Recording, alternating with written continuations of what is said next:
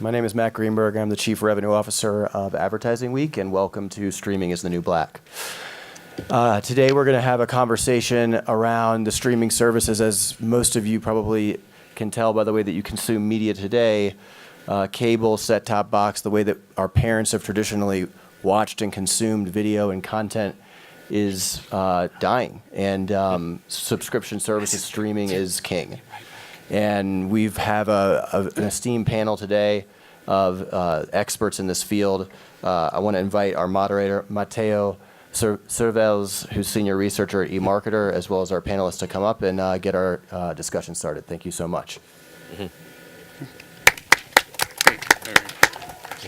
Should come.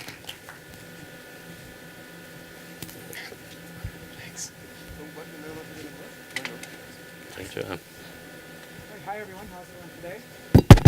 So welcome to the stage. You have a problem with Can you hear me now? Thank you. Thank you everyone for coming.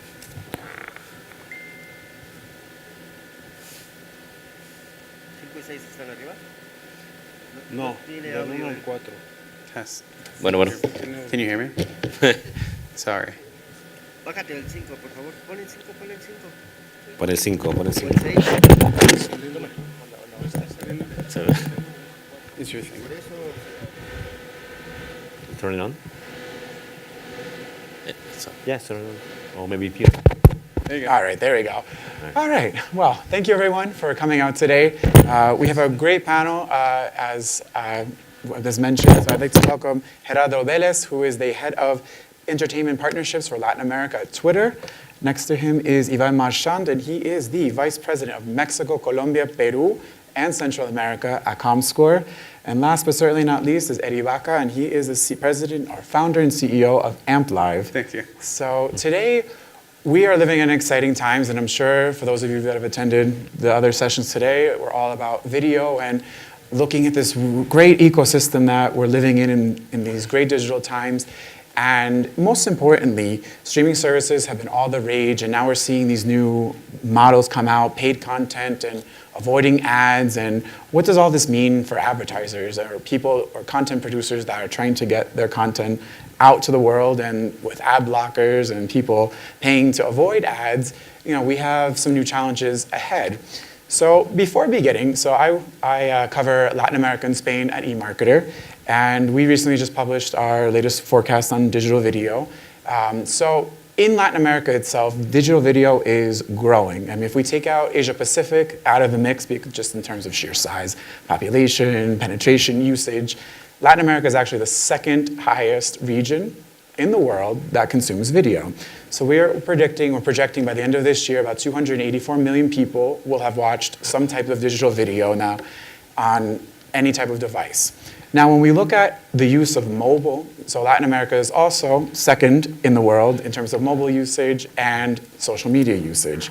So when we look at the number of people in Latin America that have watched, or internet users in Latin America that have watched a digital video on their mobile device, it's about 80% of all internet users in the region. Now that's an astounding number in that people are consuming it, and it's just becoming such an important format and medium to leverage.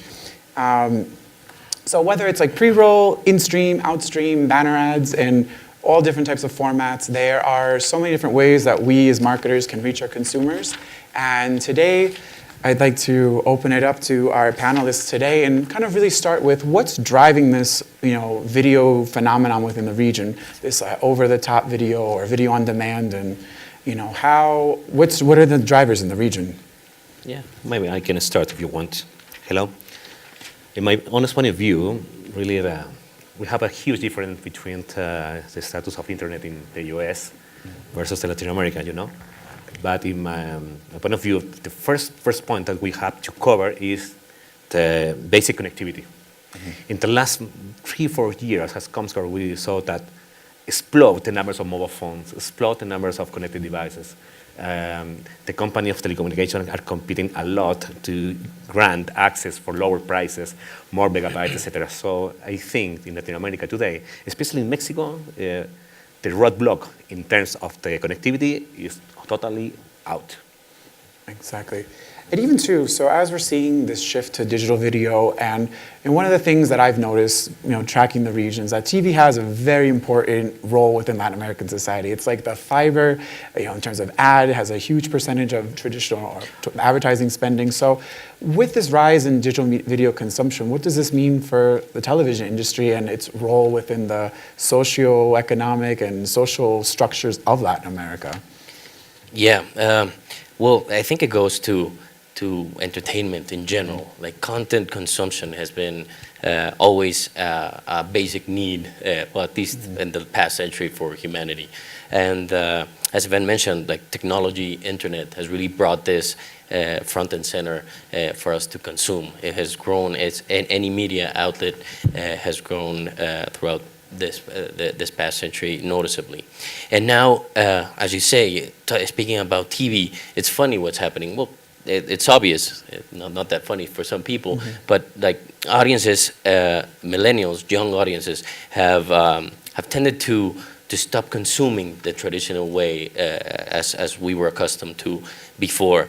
But I'm sure my colleagues will let me lie also that they're reporting like really high drops in demographic, in the younger demographic, in the millennial demographic of TV, traditional TV consumption. But this doesn't mean that TV is dying. Like TV content is front and center. Like there's so many productions that are happening, and it's more of an evolution of the media, of the format that's happened. And like speaking from our end, like we at Twitter, we believe that we have a good position for this. Like from a millennial standpoint, we have over 60% of our audience are millennials in Mexico. Like 63% in Mexico are millennials. So this is big, and our audience in general is heavy TV consumers. Over 75% of our audience watch TV content in some sort of channel, some sort of outlet.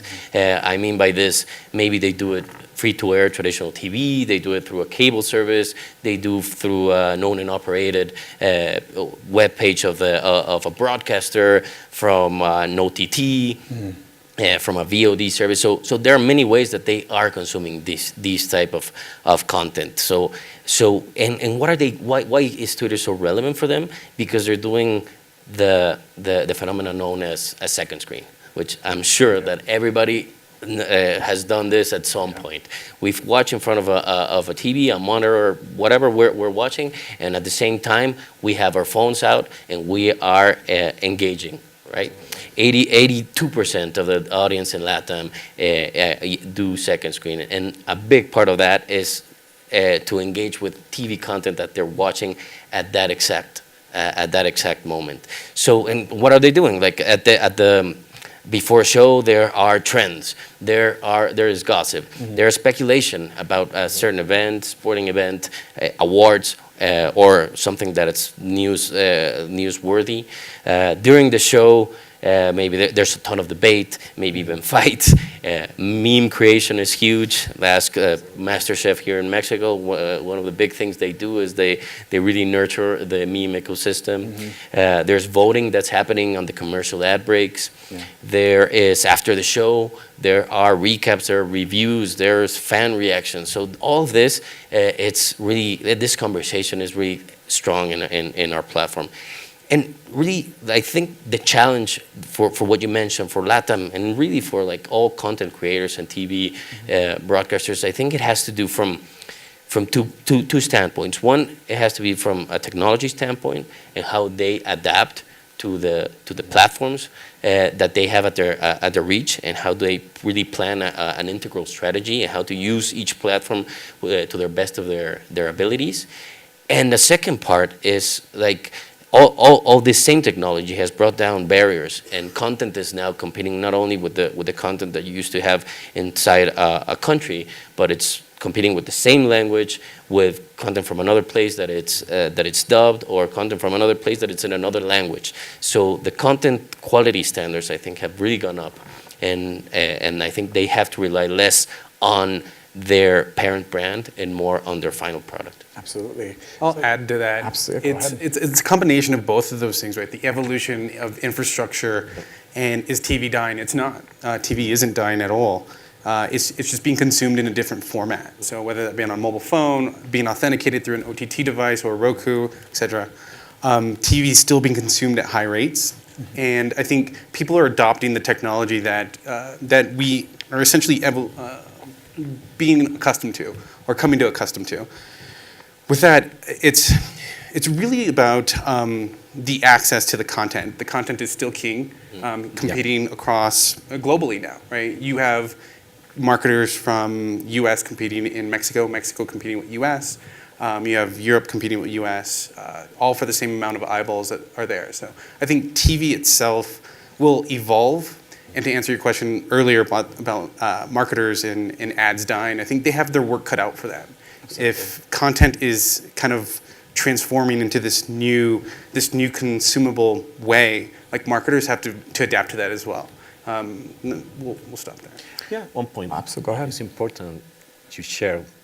The vision is we have to, which side think that the TV, linear TV, have to compete with online TV, because the content is the content is king, you know.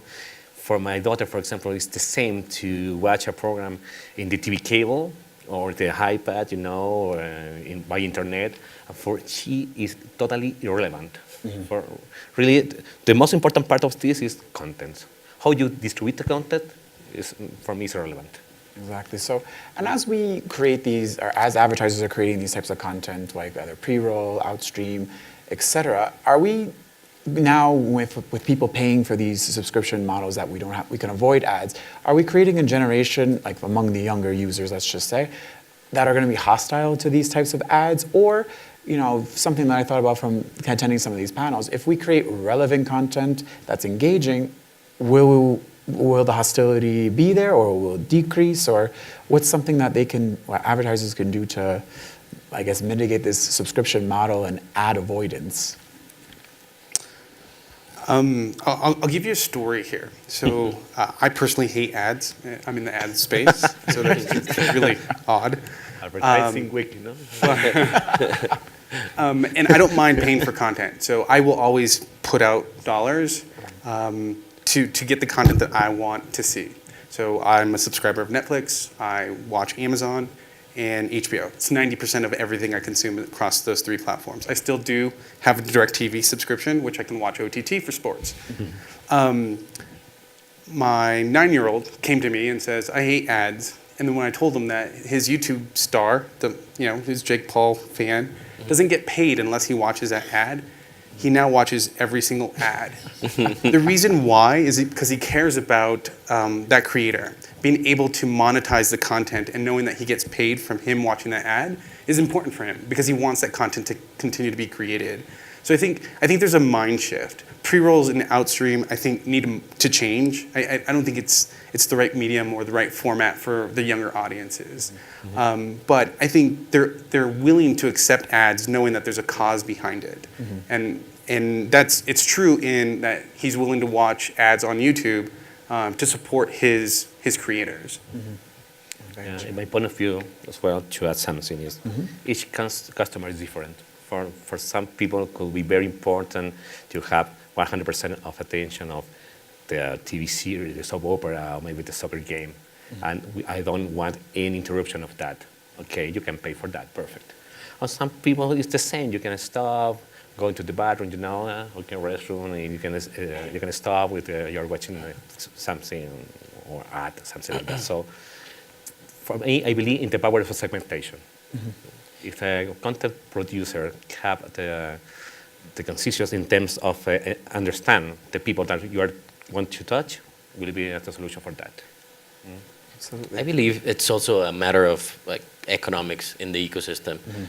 There's a lot of premium services that are worth the money you pay for, but for most households, this is a limited budget or bag of money that you have. So you compete with the music services, you compete with the content services, but I believe there will be always, or at least in the near and mid future, a need for free content services. There are many people that will understand the need for advertising on those, like Eddie's daughter. Or just to say, like, I'm watching good content, premium content, and the only thing I need to do is watch an ad, and I believe there are people that have that mindset. Absolutely. So going with ads and Twitter specifically, so I mean, it was released in December. I guess I was a little late to the game on that. But I read that Twitter is now expanding its video advertising in video advertising formats within Brazil, offering the possibilities to now create in-stream content. Can you just explain a little bit with that and what this means for brands? And I know you had mentioned Mexico was actually a little bit before, so Yeah. love to. No, I was very glad when you told me that you wanted to talk about this. And I'm actually going to go a little bit back to where we started from and where this came from. At Twitter, we've always believed that we are the place where you can find out what's happening in the world, where the conversation is being driven. And this was true for a lot of times, for a long time. But then once we started to really upgrade our platform and work on our video services, on our live streaming services, we not only became the platform where the conversation was being held, but we became the platform where where you could see what was happening, where you could see live events, or you could see events that just happened, or trend that everybody was being talked about. So this was really a good turning point for us, and it started to bring the attention of a lot of publishers, of a lot of broadcasters, and they started to bring video content to our platform. But this left like an important void, a money void, right?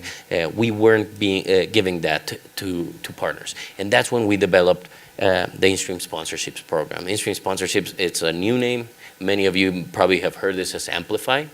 Amplify was basically premium content packs that were centered around a specific event or a specific content brand. And once we negotiated this with content partners, we brought it to brands who saw the value in sponsoring this premium content in a safe environment and taking advantage of Twitter's like discoverability mentality that is very keen for users to receive advertising, because they're in a mode where they want to discover things, find information. So they're very prepared for that.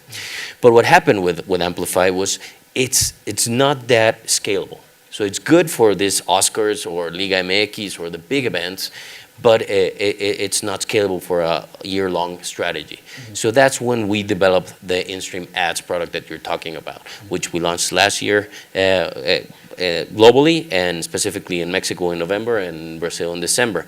And this takes advantage of the same features, the brand safetiness, premium content, and Twitter audience, but it also brings us scale. Like brands can come in, select a few categories that they're interested in, and they can target their message, their ads to content around categories. Excellent. So I know you had just mentioned live streaming, and then we were chatting about this before the panel too, and there's a lot going on with live streaming and a lot of buzz around live streaming, and it's been around for a little bit. A while now. But now it's really becoming a new thing, and brands can really leverage it. And whether it's to help build brand engagement, rank a little higher in social and SEO. So let's talk about live streaming in Latin America. What are the implications? What are we seeing from the region? And yeah, I'll just open it up with that. Well, I'm from the U.S., and what we're seeing is a lot of what we went through there. The adoption and engagement of live is second to none. By far, you're seeing higher engagement rates, longer tune-in times. The second screen experience where people are having conversations about what they're watching is super strong here. And I wouldn't be surprised if that experience actually, or live, overtakes the U.S. market in general. So I think live, it's just building, and like we're live here today. Why? Because we can reach out and we can touch someone. There's something about being in the audience and listening to us chat and then watching this online. Although there's like 70,000 people watching online too. So we're here, and these moments are being created in real time, and there's kind of that curiosity factor about it as well. Is something going to happen? Is something weird going to happen? I don't know, but live is amazing. It's what we do at Amp Live is we actually help brands amplify their live streams. And what we're seeing is that brands are taking that distribution back in-house and going direct to consumer. So I hate ads isn't a far off statement saying that I'm helping brands actually reach their target audience.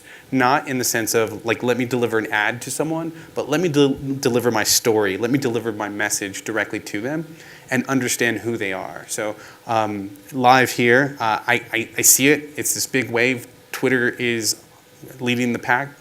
It's going nothing but up. Yeah, I can share some numbers. We have an Comscore tool. The name is Shareably. We have some statistical in terms of the use of social media, etc. One of them is the live video. In the case of Facebook, sorry, I will talk Facebook as well. In the case of Facebook, the last year, the 5% of the total minutes of video in the case of Facebook was live in Mexico. So really it's increasing a lot day by day. So really we are in the present of the new explosion of new time of consumption. And really the engagement that generate this kind of consumption is amazing. Yeah. Absolutely. I'd like to add that I think the nature of our platform, what I was discussing about the conversation ability, tie that with the technology around live, I think makes us like one of the premier partners to Ally for live streams. We have. I think you asked me this backstage, but one thing that I get very impressed to find out many times that I talk to people is that they still think Periscope is a standalone app. And really, Periscope is the backbone of our live platform, and it's integrated to Twitter. And once you're in Twitter, you're 2 clicks away from starting a Periscope stream. Just last quarter alone, we had 28 million live streams in Twitter. So I think that paired with all the conversational features that we've added to the platform, the moments, obviously the hashtag, that it's always a great way to follow a live event. We're also venturing into new discoverability features to find a live stream. One of the closest one to launch, it's a Happening Now tab. It's sort of a carousel that will sit atop of your Twitter feed, and once you open it and you have one of the accounts you follow is starting a live stream, you'll get the notification there that it's going live. It will just be there for a few seconds. Once you scroll down, it will disappear. But if it's live, you'll have like the first shot at watching. I think that's going to really be big for the Latin market once we launch. Fascinating. So going with the concept of like live streaming, video content. So we're seeing these shifts in all of these major social platforms. Instagram with their stories, Snapchat with their snaps, and Facebook with now prioritizing video, Twitter now making video a priority. So with video being this priority, and brands trying to have to scramble, like how do we respond to this now? How can brands really scale content within, how do you scale branded content within the space? And also how do we deal with like brand safety and making sure that the stuff we're putting out is credible and doesn't get into these discussions with like fake news and disinformation, and it's a charged topic. It's impossible to try to control the internet in all the segment in real time with 1 million minions working for you, watching every ad. So really, it's all with technology. In the case of Comscore, we use ad validation services, and name our product is VCE. It's really like a robot reviewing if the content where you are serving your ad is in a safe environment. So it's technology. To try to do it manually is impossible. Mm-hmm. I think the challenge for the creator, the storyteller, is to understand the platforms. So you obviously have Twitter, you have Facebook, Instagram, Snap. And I think they're taking a shift from I create a piece of content, distribute it everywhere, to who am I creating the content for, and then picking the distribution platform for that.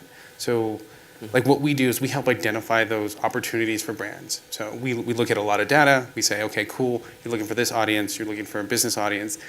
You know, if you're creating a piece of content that is business focused, putting that on Twitter or Facebook probably doesn't make a lot of sense. Putting it on LinkedIn and letting people consume that and engage with that content, have the conversation, makes a lot of sense. So I think creators' jobs these days aren't necessarily about, let me just create a great story. It's about, I'm gonna create a great story for a very specific audience, and then where do I distribute that to? And it's not everywhere. I think it's very specific, and you're gonna reach different audiences when you do it. And I think this is important to make analysis about the status of Latin America in terms of the interest of the marketers to take care of the brand today. It's not only for video, we're talking about any advertising. Yeah, I know you hate advertising, but yeah, okay. But really for us, it's important. Today, for me, it's so sad. Is, for example, advertiser prefer to pay less in terms of CPM, for example, for the advertiser, instead of invest in a technology to try to defend the power of the brand. No? So the brand safety, I think, and I hope really to be maybe the most important thing in terms of advertising in the next 2 years. But Latin America will have 3 or 4 or 5 years behind the US. And yeah, regarding branded content, I think competition in this is very hard. Like content is flowing, like we discussed a few minutes, on every outlet. I completely agree with Eddie that an important part is how you strategize what piece of content and what format you use for each medium. And regarding brand safety, I also agree with Ivan. I think there's been a lot of lazy marketing in some ways that focuses a lot on reach for reach in itself, and many times until recently it has come to light of the power of having, or the negative power of having your ad appear on a piece of content that is detrimental to your brand. So I think new services that provide this premium feature should start to be getting valued more than just reach itself. Absolutely. And the last thing, really, we have a lot of publishers today is suffering in terms of because the ad dollars are not the same that 5 years ago. The CPM, the price of the CPM is go down. So really, in terms of the opportunity for publishers in Latin America, one of them is, okay, you are a premium content producer, so you can use them, all your journalists, your editors, etc., to create branded content of quality. And maybe an advertiser will be paid more for this kind of content, branded content, in a safety environment instead of only for ads. No? And for marketers, I think they must to take care of the brand. So brand safety, really, I insist that is a huge opportunity to defend the brand and to help the publishers to drive more business as well. Where does brand safety live? Does it live on the publisher side, or does it lie on like the ad serving side? Maybe it's both, really, because in my point of view, the publisher have to take care of the client, not the brand, no?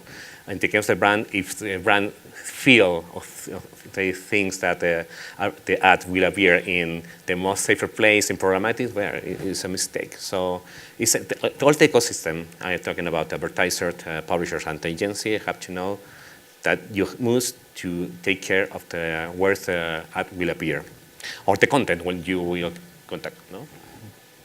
Yes. So does UGC play a big part in the brand safety side of this? And you guys have a new product probably to combat this aspect of it. No, I agree. To your question, I think it resides on the publisher side when it's on the publisher side.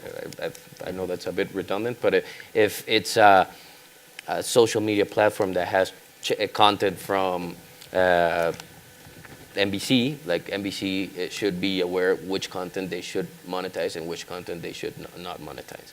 That's one. But the other one is on the platform side is how they can adapt to players that are not taking this responsibility as important. As you say, UGC is very touchy. UGC many times gets monetized, and that's where the brand safety issues arise.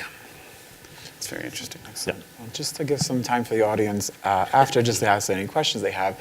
So just to wrap up, like we are seeing so many, marketing is changing rapidly. Just 3 years ago, I mean, we were in a completely different place and ways of strategizing and branding and advertising than we are now. And even in another 3 years, who knows what's going to be out there now. So what are some trends that you guys predict that we'll start seeing this year and the coming years? Or what are some things that you're excited about for streaming and video in general? You just go down. What I'm excited for in streaming or video. So I'm excited about personalization. I think being able to personalize a story created for me by a brand is super powerful. It brings in a lot of really cool technologies like AR. I'm also really excited for augmented reality. I think being able to like look at a couch in your living room that's not really there is super cool. So really excited about those two things. Yeah. In my case, at the beginning you mentioned ad blocking, no? So we have a huge issue to deal with in terms of blogging. Maybe for the auditorium, the level of ad blocking in Mexico is 14% on desktop. But in Germany, we are talking about 35%. So a lot of people are like you, no? Haters. So yeah, yeah. So we have a very important mission to try to respect the environment where the ad will be served, because today I think the brands, agencies really abuse of the consumer. So yeah, we need to understand the context when the content will be consumed. So yeah, it's a huge challenge for the market. I'm excited about two parts. One has to do with like the real-time relevancy of brands, how they are able to react to things that are happening in the moment and react creatively. I think we've seen interesting examples around Super Bowl, around Oscars, around also tragedies that they can like socially be related to those events and help around those events. I think that's one part that's grown recently. And the other one is, and it's something that's maybe always been there, it's just like shifted also platforms, but it's content that's sort of branded content, but it's being created co-productions with brands and with publishers. Very recently, we had, like last week, we launched a show in India. There was a partnership with Rolling Stone magazine and a car brand, and they were covering interviews and backstage. It was obviously around music, but it was like a co-production. It was a great way of a brand bringing value to their user base, to your fans. Excellent. Well, there's going to be a lot. We can continue this discussion for hours on end, but I think I just want to turn it over to, well, thank you guys as well for being here today and for your excellent insights. And just want to turn to the audience. If anyone has any questions, we have some time to take those as well. Yes. How you guys actually can help big publishers in order to hear the audiences understand that the actual content have a cost, a huge cost to produce. Either they pay a subscription or either they have to watch an ad. So I know in the US it's already like more advanced than in Mexico. In Mexico, the penetration of SVOD is very small still. So how do you guys can actually help us? You have to repeat it.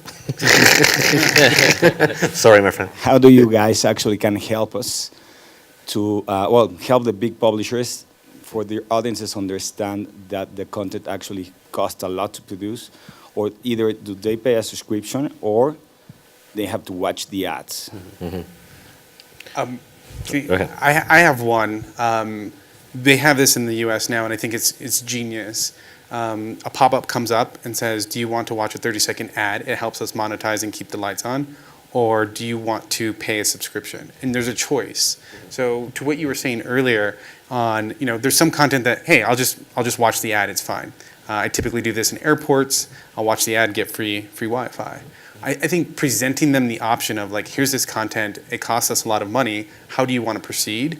People will take that and make the decision like, oh, I got it. It takes a lot of money. Let me watch the ad, and they'll do so willingly, which is great for the marketer because now that person wants to watch the ad, and there's engagement there. So, yeah, love it. Education of the audience is important to know to get them to know that, and also as a platform, as a media, to always think on that when we are making adjustments to the platform. When we have to find ways to allow publishers, brands, content creators to monetize the things that are costing them a lot to bring quality to the platform. Yeah, the publisher has to demonstrate the value of the powerful content. It's different, a dog, or maybe fighting with a pigeon, for example, maybe versus your content you produce with journalists, editors, etc. So you need to show, to demonstrate to the advertiser the value of the quality content. Is the key. Yes. Anyone else? Thank you. No? Going once? Going twice? Just in time, man. One more, Max. One. Hi. So at the end, do you really think that streaming is the new black today? Yeah, I believe definitely. Streaming as a subscription model, as a VOD model, or in a live, is like every research you find shows the growth in most platforms. I think audiences will only will start to develop more habits around these, like the second screen that we were thinking about. Maybe just waking up and the first thing that they're doing is reaching out to their cell phone and getting informed and watching a video, watching a Instagram story or whatever. Like I think that we're just at the beginning of that. Yeah, and the engagement that you are provoking in terms of the interest of the audience, shared, central likes, where you want, has maybe 10 times bigger than only show a question or show images. So in my point of view, yes, it's the new black as well. I think of it much how TV overtook radio in the first place. It's the content's the same, the delivery is different. So yeah. I think we're talking a lot about infrastructure and the way we access content through IP delivery instead of through cable coming into your house. So streaming itself is a huge topic, but the way that people engage with streaming content is like no other. No one's ever seen it before. It's this new frontier that I think people are trying to get a hold of and figure out how to monetize, how to engage further and bring in people to engage, much like you circle around TV and watch a sports game. So yeah, I agree. Streaming is the new black. Exactly. And even too, just looking at growth trends in general, it's growing at an exponential rate, and consumption, and think about it. You get your mobile phone, and what do you have? Usually you have WhatsApp, some form of messaging. You have YouTube, you have some form of social media on there, and you're consuming right from the get-go. Like, if I'm a mobile-first person, I know nothing other than my smartphone, then I'm going to automatically start consuming video. And we look at the phenomenons of, say, like the Netflixes, where we're binge watching episodes, at extraordinary levels. And I'm guilty of it as well. I see a new series, and then the weekend's over, and I just now have to wait another year for the next series. And whether it's watching a live event, watching someone's story, people are looking to be relevant and in that moment and take part of it. And no matter what channel you're on, whether it's actually watching a TV, streaming it on Facebook or Twitter or Snapchat, or just watching a YouTube video on how to how to fix something in my house. It's definitely in vogue, and maybe in a few years we'll see either AR or VR really kick off, or maybe we'll start seeing holograms. Who knows? It's a great frontier out there, but there's lots. Definitely is the new black, I'd say. All right, I think that's all we have for time. So again, thank you everyone for coming out today. It's been a great discussion, and thank you. If you have any questions, I'll be floating around. I'm sure these guys will be floating around. So thank you. Thank you, guys.